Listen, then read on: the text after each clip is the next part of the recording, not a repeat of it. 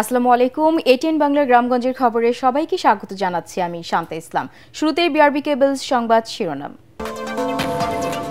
নির্বাচনী প্রস্তুতিতে পিআর পদ্ধতি ও এনসিপি শাপলা প্রতীক বরাদ্দের দাবি প্রভাব ফেলবে না, চাঁপাইনবাবগঞ্জে ইসি আনোয়ারুল। জামায়াত ক্ষমতায় গেলে শাসক নয়, সেবক হবে দলটির সেক্রেটারি জেনারেল প্রতিশ্রুতি। বিভিন্ন স্থানে বিক্ষোভ মিছিল সমাবেশ।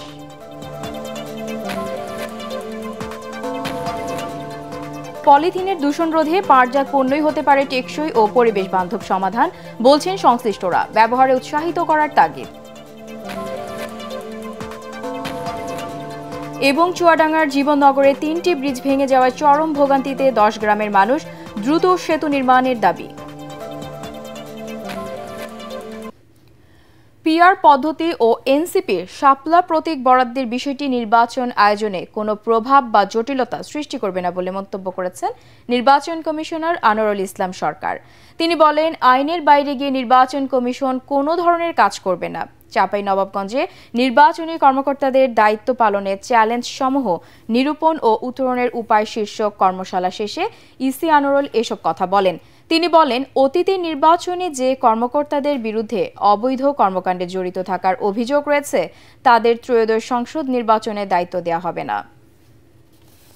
এগুলো নির্বাচনের ক্ষেত্রে কোনো সমস্যার সৃষ্টি করবে না।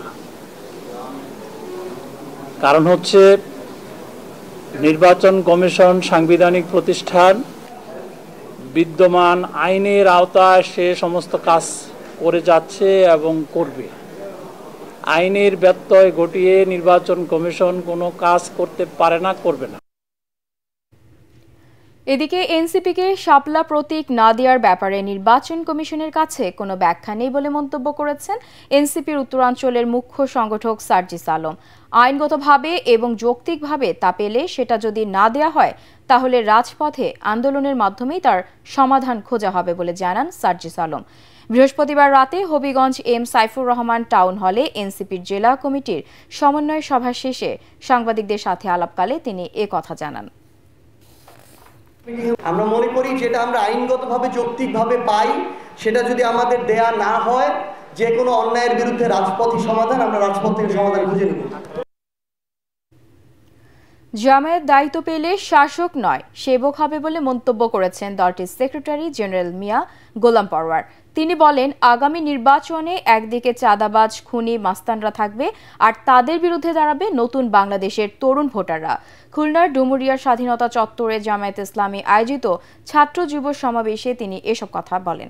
এতে উন্নয়নের মধ্যে বক্তব্য রাখেন জামায়াত ইসলামীর সহকারী সেক্রেটারি জেনারেল মাওলানা রফিকুল ইসলাম খান, কেন্দ্রীয় কর্মপরিষদ সদস্য ও ঢাকা মহানগরী দক্ষিণের সেক্রেটারি ডক্টর শফিকুল ইসলাম মাসুদ ও ছাত্র শিবিরের সভাপতি জাহিদুল ইসলাম। এর আগে তিনি হিন্দু ধর্মাবলম্বীদের সাথে মতবিনিময় করেন। পরে ফুলতলার স্বাধীনতা চত্বরে আরও একটি সমাবেশে বক্তব্য রাখেন মিয়া গোলাম পরওয়ার। আমাদের উপরে রাষ্ট্রের দায়িত্ব আসলে ইউনিভার্সিটি, স্কুল, কলেজের ছেলেরা পাস করে বেরোবে, মাদ্রাসার ছেলেরা সার্টিফিকেট নিয়ে বেরোবে এক হাতে, আর এক হাতে আমরা তাদেরকে চাকরি দেবো, চাকরির ব্যবস্থা করব। চাকরি দিতে যদি না পারি তো বেকারদেরকে আমরা বেকার ভাতা দেবো ইনশাআল্লাহ।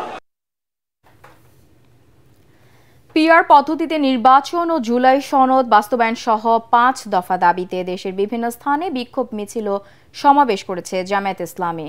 কেন্দ্রীয় কর্মসূচির অংশ হিসেবেই সকালে নাটোর জেলা জামায়াতের উদ্যোগে শহরের মাদ্রাসা মোড়ে সমাবেশ অনুষ্ঠিত হয়। সমাবেশে অন্যান্যের মধ্যে বক্তব্য রাখেন জেলা জামায়াতের আমির অধ্যাপক ডক্টর মীর নুরুল ইসলাম, জেলা নায়েবে আমির অধ্যাপক ইউনুস আলী ও জেলা সেক্রেটারি সাদিকুর রহমান। পরে বিক্ষোভ মিছিল বের হয়ে শহরের বিভিন্ন সড়ক প্রদক্ষিণ করে। কুড়িগ্রামে জামায়াত ইসলামী জেলা শাখার উদ্যোগে সরকারি কলেজ প্রাঙ্গণ থেকে বিক্ষোভ মিছিল বের হয়ে শহরের প্রধান প্রধান সড়ক প্রদক্ষিণ করে। পরে সমাবেশে কুড়িগ্রাম জেলা জামায়াতের আমির মাওলানা আব্দুল মতিন ফারুকি ও সেক্রেটারি মাওলানা নিজাম উদ্দিন সহ অন্যান্যরা বক্তব্য রাখেন। ঝিনাইদহে পুরাতন ডিসি কোর্ট চত্বর থেকে বিক্ষোভ মিছিল বের হয়ে বিভিন্ন সড়ক ঘুরে পোস্ট অফিস মোড়ে গিয়ে শেষ হয়। পরে সেখানে সংক্ষিপ্ত সমাবেশে জেলা জামায়াতের আমির অধ্যাপক আলী আজম মোহাম্মদ আবু বকর, নায়েবে আমির আব্দুল আলিম ও সেক্রেটারি আব্দুল আওয়াল বক্তব্য রাখেন। নারায়ণগঞ্জে মিছিল ও সমাবেশ করেছে মহানগর জামায়াতে ইসলামী। জুম্মার নামাজের পর শহরের মিশনপাড়া এলাকায় সমাবেশ অনুষ্ঠিত হয়। পরে একটি মিছিল বিভিন্ন সড়ক প্রদক্ষিণ করে।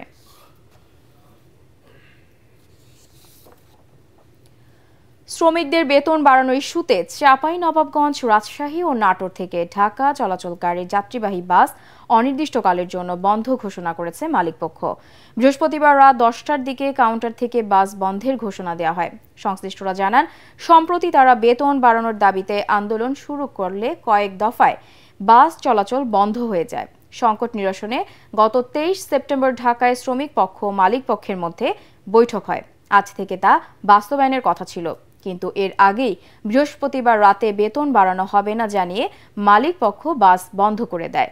পূর্ব ঘোষণা ছাড়াই বাস বন্ধ করে দেওয়ায় চরম ভোগান্তিতে পড়েছেন যাত্রীরা।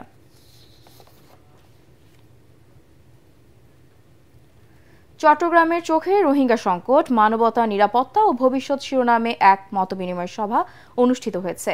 সকালে চট্টগ্রাম প্রেসক্লাবের জুলাই বিপ্লব হলে অনুষ্ঠিত সভায় প্রধান অতিথি ছিলেন মুক্তিযুদ্ধ, দুর্যোগ ব্যবস্থাপনা ও ত্রাণ বিষয়ক মন্ত্রণালয়ের উপদেষ্টা ফারুক আজম। এ সময় তিনি রোহিঙ্গা সংকটকে রাজনৈতিক ইস্যু অভিহিত করে বলেন, রাজনৈতিকভাবে উদ্যোগ নেওয়া ছাড়া এর স্থায়ী সমাধান হবে না। আলোচনা সভায় বিশিষ্ট শিক্ষাবিদ, সাংবাদিক, গবেষক, মানবাধিকার কর্মী, পরিবেশবিদ সহ বিশিষ্টজনেরা অংশ নেন। চট্টগ্রাম ফোরাম নামে একটি সংগঠন এ সভার আয়োজন করে।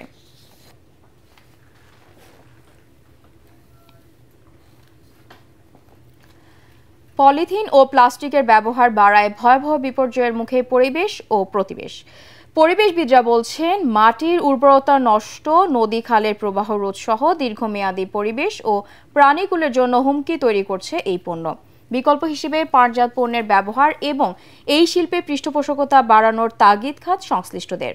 বগুড়া প্রতিনিধি আজিজুল হাকিম রুমনের 2 পর্বের প্রতিবেদনের আজ দেখুন শেষ পর্ব, জানাচ্ছেন ফারহিন ইসলাম টুম্পা। আধুনিক প্রযুক্তিতে পাট দিয়ে তৈরি হচ্ছে স্টাইলিশ শপিং ব্যাগ, জুতা, ফাইল, পোশাক সহ নানা পণ্য। পরিবেশবিদরা বলছেন, পলিথিন ও প্লাস্টিক পণ্যের পরিবর্তে পাটই হতে পারে টেকসই ও পরিবেশ বান্ধব সমাধান। পাটের ফাইবার সাথে প্লাস্টিকের সামান্য কিছু মিশিয়ে এমন কিছু তৈরি করতে পারি যেটা তরুণ প্রজন্মের কাছে আকর্ষণীয় হবে। সেই ধরনের ব্যাগগুলো আমরা একটু দাম বেশি হলেও আমরা ব্যবহারে উৎসাহিত করতে পারি। এই মার্কেটে যখন এই ছালার ব্যাগটা চলে আসবে আস্তে আস্তে, তখন কিন্তু আপনার পলি ব্যাগটা যেটা বাজারে যেটা দোকানদাররা ইউজ করতে চায়, মনে করি এটা আস্তে আস্তে মার্কেট থেকে উঠে যাবে। কারণ এটা আমাদের দেশ বাঁচানোর জন্য হলেও আমাদের এই কাজটা করতে হবে, কারণ পলি আমাদের জন্য স্বাস্থ্যের জন্য ক্ষতিকর এবং দেশের জন্য ক্ষতিকর। ব্যবসায়ীরা বলছেন, পলি ব্যাগের সহজলভ্যতা কমানো ও পাটজাত পণ্যকে অগ্রাধিকার দিলে লাভবান হবেন কৃষক, শিল্প খাত হবে শক্তিশালী। সরকার যদি সুনির্দিষ্টভাবে সুন্দরভাবে যদি তারা পরিকল্পনা মাফিক কারখানাগুলো বন্ধ করতে পারে, তাহলেই সম্ভব হচ্ছে আমাদের এই পলিথিন বন্ধ করার। পলিব্যাগের ব্যবহার নিয়ন্ত্রণে ভ্রাম্যমাণ আদালতের মাধ্যমে প্লাস্টিক কারখানা ও বিভিন্ন গুদামে অভিযান অব্যাহত রয়েছে বলে জানালেন জেলা প্রশাসক। 14 টন পলিথিন কিন্তু আটক করেছে। তো আমাদের প্রায় পলিথিনের বিরুদ্ধে অভিযানও হচ্ছে, আটকও করছে, এটা চলমান রয়েছে। বগুড়ার রাজাবাজার থেকে প্রতিদিন প্রায় 2 টন পলিব্যাগ ব্যবহারের জন্য ছড়িয়ে পড়ছে জেলায়। তবে প্রশাসনের কড়া নজরদারির পাশাপাশি পরিবেশ রক্ষায় সবচেয়ে জরুরি জনসচেতনতা। Bureau report, ATN Bangla.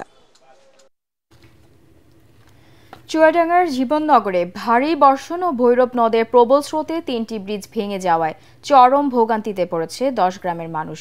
উপজেলার ইলিশের জোল, মাছের সেতু, সন্তোষপুর গ্রামের প্রবেশ সেতু এবং রাঙ্গিয়াপোতা সেতু ভেঙে যাওয়ায় স্থানীয়দের কয়েক কিলোমিটার পথ ঘুরে গন্তব্যে যেতে হচ্ছে। অনেকে জীবনের ঝুঁকি নিয়ে পার হচ্ছে সেতু। চুয়াডাঙ্গা থেকে রফিক রহমানের পাঠানো রিপোর্ট, জানাচ্ছেন আশিকুর রহমান। একসাথে 3টি সেতু ধসে পড়ায় অন্তত 10 গ্রামের হাজার হাজার মানুষ পড়েছে চরম দুর্ভোগে। বিশেষ করে সন্তোষপুর, মানিকপুর, রাজাপুর, রাতিরামপুর, সিংনগর, ধোপাখালী ও মাধবখালী গ্রামের বাসিন্দারা সবচেয়ে বেশি ভোগান্তিতে আছেন। স্কুলগামী শিক্ষার্থীরা যেতে পারছেন না ক্লাসে। কৃষিপণ্য ও ব্যবসায়িক মালামাল পরিবহন পুরোপুরি বন্ধ হয়ে গেছে। জরুরি প্রয়োজনে কেউ ঝুঁকি নিয়ে ভাঙা সেতুর উপর দিয়েই হেঁটে যাতায়াত করছেন। এলাকাবাসী বলছেন, দ্রুত নতুন সেতু নির্মাণ ও বিকল্প ব্যবস্থা না নিলে কৃষি সমৃদ্ধ এই অঞ্চলের অর্থনৈতিক কর্মকাণ্ড পুরোপুরি থমকে যাবে। প্রত্যেকে রাস্তা যাতায়াতের পথ এখন বিকল হয়ে পড়েছে। এই গ্রামের মানুষ এখানে আরো পাশে আরো গ্রাম আছে, বাচ্চারা স্কুলে যেতে পারছে না, জরুরি ভাবে যেভাবেই হোক আমাদের এই ব্যবস্থা করুন। অনেক চাষি আছে, চাষের জিনিস নিয়ে যেতে পারছে না। আমরা যে ভৈরব নদীর পশ্চিম পারে যে সমস্ত আবাদি জমি আছে তাতে যাওয়া আসা করা আমাদের খুবই দুঃসাধ্য। নতুন করে সেতু নির্মাণের প্রস্তাব পাঠানো হবে বলে জানিয়েছেন উপজেলা পানি উন্নয়ন বোর্ডের এই কর্মকর্তা। যে গার্ডারটা ভেঙে পড়ছে এটা মেরামতযোগ্য না, এটা আপনার নতুন করে রিকনস্ট্রাকশন করতে হবে। নতুন ব্রিজের প্রস্তাব আমরা আমাদের ডিপার্টমেন্ট থেকে দিব, কিন্তু এটা একটা দীর্ঘমেয়াদী সময়। সেতু মেরামতে দ্রুত ব্যবস্থা নেওয়ার আশ্বাস দিয়েছেন উপজেলা নির্বাহী কর্মকর্তা। যোগাযোগের জন্য ব্রিজটা খুবই গুরুত্বপূর্ণ। আমার এত সুন্দর রাস্তা থেকেও কোনো লাভ নাই যদি ব্রিজ না থাকে, রাস্তাটা মানুষ ব্যবহার করতে পারবে না। এই জন্য আমরা খুবই ইমিডিয়েটলি যোগাযোগ করতেছি যেভাবে এটা একটা আমরা দ্রুত সমাধান দিতে পারি। সেতুগুলো দ্রুত পুনর্নির্মাণ করে মানুষের দুর্দশা দূর করার দাবি এলাকাবাসীর। Bureau report, ATN Bangla. Gomti বাঁচাও, কুমিল্লা বাঁচাও এই স্লোগানে কুমিল্লায় নেক্সট জেরা ফাউন্ডেশনের আয়োজনে 15 কিলোমিটার ও 7.5 কিলোমিটার ম্যারাথন অনুষ্ঠিত হয়েছে। সকালে কুমিল্লা সদরের চাঁদপুরে গোমতী নদীর পাড় থেকে ম্যারাথন শুরু হয়ে একই জায়গায় এসে শেষ হয়। নেক্সট জেরা ফাউন্ডেশনের আয়োজন করে পরে বিজয়ীদের মধ্যে পুরস্কার বিতরণ করা হয়। দেশের 64 জেলার 1500 দৌড়বিদ ম্যারাথনে অংশ নেন।